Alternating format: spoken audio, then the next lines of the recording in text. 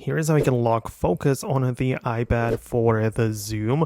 There are a few things which you might have in mind with this, but the most common one is the center stage feature, which is part of the FaceTime and Zoom camera, whatever, right? So let me show you how it works. If you are new here, by the way, make sure you subscribe so you never miss anything important, right? So whenever you start a new FaceTime call or a Zoom call, right, you'll be able to just start it like that and just literally manage your camera situation. So when you already started the video call, you can tap on your camera right here, like the view of yourself, and you'll be able to go to the camera effects and look for the center stage. That is likely the feature which you want to turn off. It's like making sure that it's always like focusing on you. So when you move out of frame, the camera kind of like moves with you. And if you want to disable it, this is where you can find it. It works really the same across all platforms which use, the front facing or the selfie FaceTime camera, right? So that is how you can disable it, right?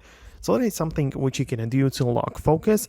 On the other hand, if you by any chance meant the actual camera focus when you get inside of the camera, you can lock the focus there by literally holding down on a subject. So when you click it once, it gets focused, and then when you hold it down on it, it gets locked for the automatic exposure, and autofocus just gets locked and it's focused on that thing only. So that is what you probably had in mind. Let me know in the comments below if we managed to fix the issue for you. Hit the thumbs up and subscribe for more, and I'll talk to you soon in the next videos as well.